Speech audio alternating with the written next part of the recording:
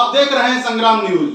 मुंबई के उत्तर भारतीय नेताओं से 10 सवाल कार्यक्रम के तहत आज हमने बातचीत की सुप्रसिद्ध समाज सेवी और शिवसेना नेता कमलेश सिंह से। उत्तर प्रदेश के वाराणसी जिले के अकोड़ा गांव के मूल निवासी श्री सिंह पूर्वांचल और मुंबई के जाने माने परिवार से ताल्लुक रखते हैं। वे उत्तर भारतीय संघ के संस्थापक सदस्य स्वर्गीय सुदन सिंह और उत्तर भारतीय संघ के पूर्व अध्यक्ष मिठाई लाल सिंह के भतीजे हैं। वाराणसी के उदय प्रताप कॉलेज और बीएचयू से शिक्षा हासिल करने वाले श्री सिंह डेयरी व्यवसाय से जुड़े हैं। उनका बेटा कैप्टन सिद्धार्थ सिंह जहां हेलीकॉप्टर पायलट है, वहीं बहू स्पाइस जेट में विमान उड़ाने का काम करती है। बड़ा बेटा गौरव सिंह स्पाइस जेट में एरोनॉटिक्स इंजीनियर है। श्री सिंह लंबे समय से शिवसेना से जुड़े हैं और आरे के आदिवासियों के बीच समाज सेवा का काम करते हैं। उन्हें ठाकरे परिवार की तीनों पीढ़ियों के साथ काम करने का अनुभव है। वह शिवसेना सांसद गजानन कीर्तिकर, पूर्व मंत्री रविंद्र वायकर और विधायक सुनील प्रभु के करीबी माने जाते हैं। सिंह साहब, आजकल आप किस सामाजिक राजनीतिक गतिविधियों में लगे हैं? देखिए, पहली बात बता दूं आपको, सामाजिक और राजनीतिक गतिविधियों की बात की आपने, तो पहले मैं एक कट्टर शिव सैनिक हूँ।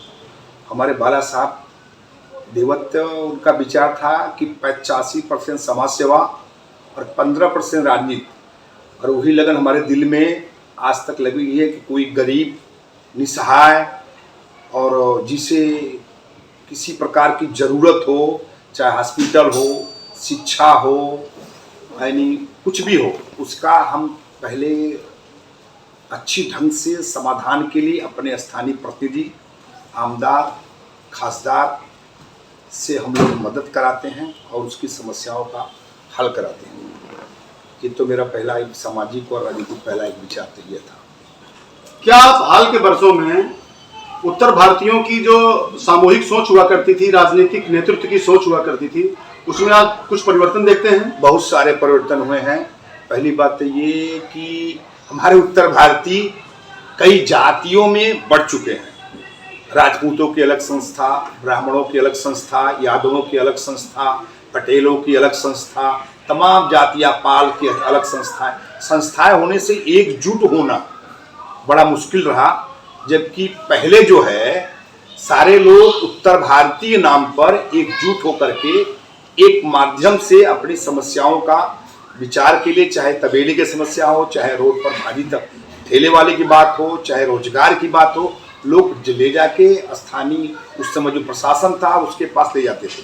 अब तो सारे लोग अलग अलग बना लिए। मैं बताऊं आपको जातिगत की बात, शिवसेना में हमारे रविंद्र वायकर साहब जोगेश्वरी विधानसभा के विधायक हैं। अभी आज तक मैं नहीं समझा कि किस जात के हैं। शिवसेना में जात और धर्म की बात है, जात कोई नहीं पूछता आप किस जात के।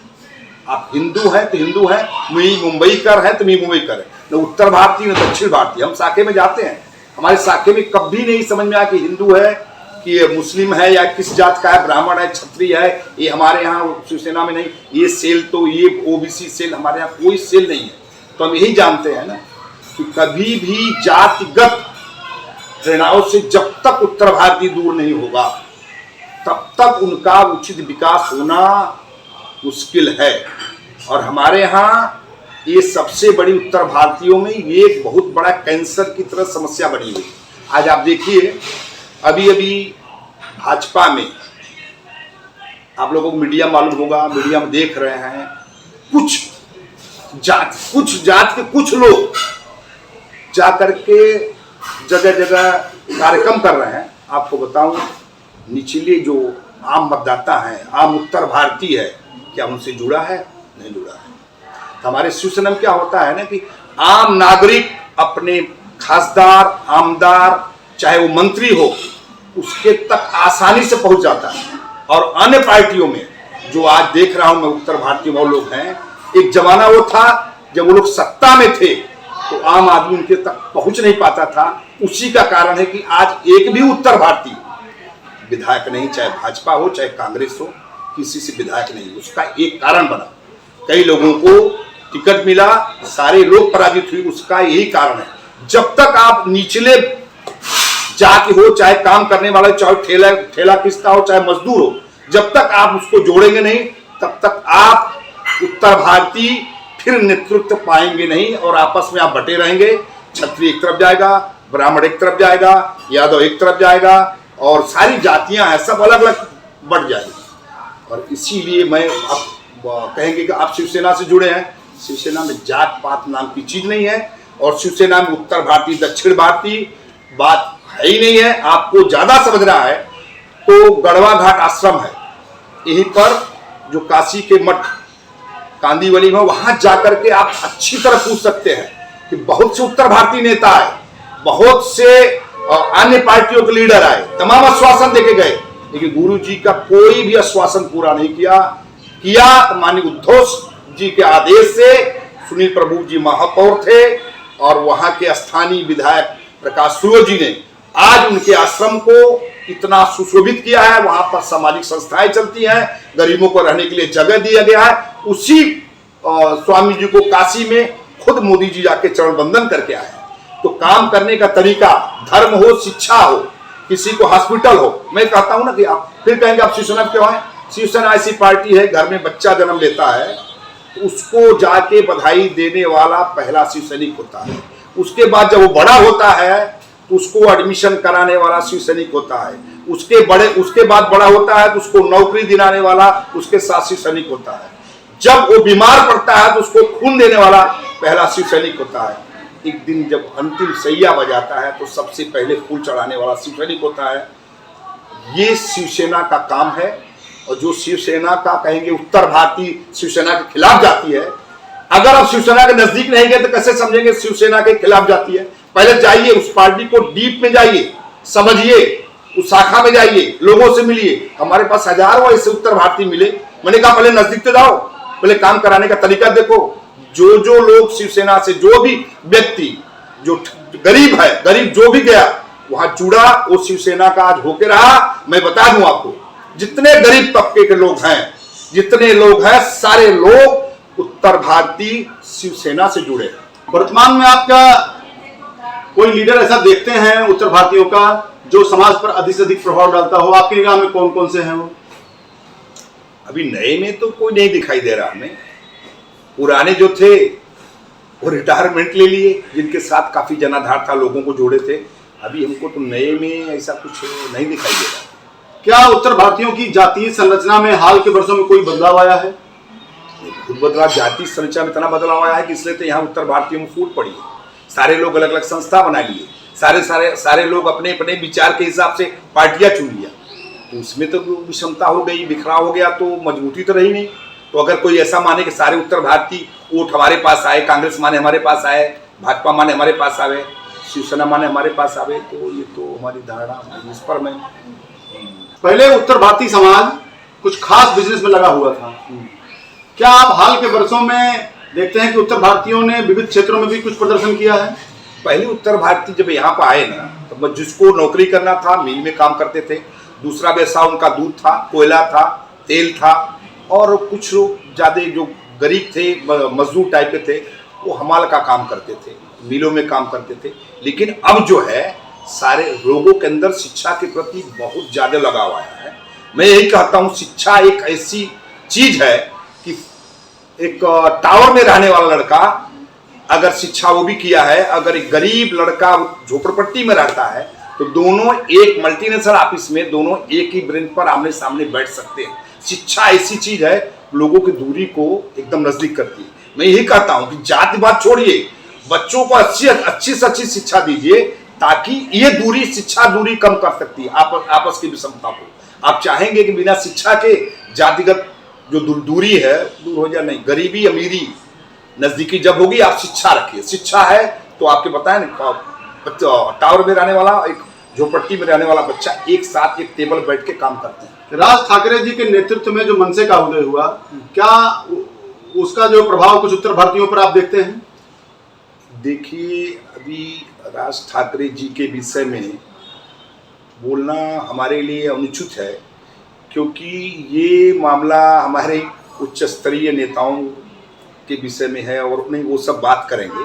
लेकिन अपनी अपनी राजनीति स्टंट के लिए लोग तरह तरह के हथकंडा अपनाते हैं।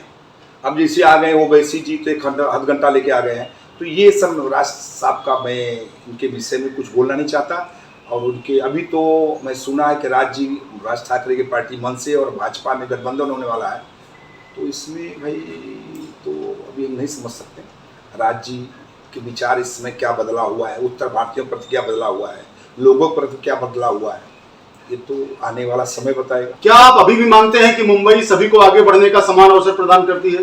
अरे मुंबई एक आर्थिक देश की आर्थिक भाई नगरी है, और मैं बता दूं ये तो मेरा चैलेंज है कि जितने भी उत्तर भारत में लोगों के जाने पर आप देखते हैं कि सारे मकान पक्के हैं, सबकी रहन सहन की व्यवस्था अच्छी है, सारी सुख सुविधा है, उन्होंने उत्तर भारतीय आके बहुत परिश्रम किए, ये मैं बात स्वीकार करता हूं। लेकिन ये कहे कि नहीं ये परिश्रम अगर उत्तर प्रदेश में पिछले प्रशासन जैसी थी, अभी तो प्रशासन काफी सूक्ष्म है, लेकिन प्रशासन अगर अच्छा हुआ होता, व्यवस्था अच्छी होती, वहां कंपनियां अच्छी होती तो लोग यहाँ क्यों आते। यहाँ सारी व्यवस्था अच्छी है, देखिए यहाँ भेदभाव नहीं है, भेदभाव कहीं भी कोई नौकरी मल्टीनेशनल कंपनी हो, बैंक हो, सारे जगह लोग कर रहे हैं और अपने जीने खाने के लिए अच्छी तरह व्यवस्थित है। ये मुंबई नगरी पूरे देश के लिए, हम तो कहेंगे खासकर उत्तर प्रदेश के लोगों के लिए एक बहुत बड़ा ही उनके लिए एक समझे आर्थिक स्थान है, हम तो कहेंगे उनके लिए एक स्वर्ग है। अब मुंबई आर्थिक नगरी है, यहाँ पर सारे गरीब। आपको सामाजिक राजनीतिक क्षेत्र में आने के लिए किसने प्रेरित किया, और आप जहां पर हैं क्या आप संतुष्ट हैं? देखिए मैं बनारस हिंदू यूनिवर्सिटी में ग्रेजुएशन और पोस्ट ग्रेजुएशन किया हूँ, और वहाँ से मैंने वहाँ पर काफ़ी सीख लिया। मैं पहले युवा जनता मोर्चा में था, यहाँ आने पर 1988 तक भाजपा के लिए काम किया। कुछ ऐसी बात आई और हमारे माननीय गजानन कीर्तिकर साहब उसमें विधायक थे, मलार विधानसभा में पड़ता था मेरा घर, और उनसे एक कार्यक्रम में मुलाकात हुई, और उसके बाद उन्होंने कहा, और उनकी कार्यशैली काम करने की पद्धति मैंने देखा, और वो मुझे बाला साहब के चरणों में ले गए, और वहीं से तब से मैं आज तक ही 25 साल से एक कट्टर शिवसैनिक। शिवसेना के बारे में उत्तर भारतीयों में तरह तरह की भ्रांतियां फैलाई जाती हैं, आप 25 साल से शिवसेना में हैं, आपका क्या अनुभव है? देखिए जब वो एक दुकानदार, सोचिए एक दुकानदार दुकान लगा के फुटपाथ पर बैठा है और दूसरा भी उसके पास कंपटीशन में बैठा है, जब वो देखे कि नहीं उस दुकान पर ज्यादा भीड़ है, इस पर कम है, तो तरह तरह की भ्रांतियां। हमारे खुद नेता जो पहले इस समय है, उन्होंने शिवसेना के प्रति जो गलत धारणा की, वो सबसे बड़ी भूल है। हम तो कहते हैं पहले शिवसेना के नजदीक जाओ, आप तब समझो कि शिवसेना की कार्य पद्धति क्या है। भारत नहीं विश्व के लोग शिवसेना के संगठन के विषय में, इसके शाखा में होने वाले समस्याओं के निराकरण के विषय में स्टडी हुई कि कैसे शाखा चलती है, कैसे लोगों का समाधान होता है, किस तरह से लोगों की समस्याओं को सुनी जाती है। ऐसा संगठन है नहीं। मैं पढ़ा लिखा हूं, मैं बनारस यूनिवर्सिटी से MA किया हूं, मैं बेवकूफ नहीं हूं फुटपाथ का धंधा करने वाला, मैंने काफी स्टडी किया। ऐसा संगठन गरीबों की सुनने वाला और हर कार्यकर्ताओं का हर प्रतिनिधि सम्मान के साथ काम करता है, और आम नागरिक कोई ऐसा मंत्री हो चाहे खासदार आमदार हो, उसके पास एकदम नजदीक तक जाके अपनी समस्याओं का समाधान। आज तक आपने कोई पद क्यों नहीं लिया? पद जरूरी नहीं है शिवसेना में पद, क्योंकि अन्य पार्टियों की तरह तमाम पद नहीं है। पहले बता दूं आपको, हमारे लिए एक शिवसैनिक होना ही सबसे बड़ा पद है। हम वही शिवसैनिक अगर हैं आप, तो कोई भी काम किसी का भी बहुत ढंग से, हमारे प्रतिनिधि ऐसे हैं, हमारे संगठन में जितने भी पदाधिकारी हैं उनकी कार्यशैली ऐसी है कि आपको कभी भी पद लेने की जरूरत नहीं पड़ेगी। आप खुद समझे कि उस पद पर मैं भी हूं। सामाजिक जीवन में आपकी आगे क्या योजनाएं हैं? देखिए हमारा तो यही एक विजन है कि जितने लोग हैं सारे लोग शिक्षा की तरफ ज्यादा ध्यान दें, अपने बच्चों को अच्छे से अच्छे शिक्षा दें, कराएं, और उसके लिए भले उन्हें कर्ज लेना पड़े, बैंक से कर्ज लेना पड़े, संस्था से कर्ज लेना पड़े, कहीं से कहीं उनको मदद मिले, आप बच्चों को अच्छी से अच्छी शिक्षा दें।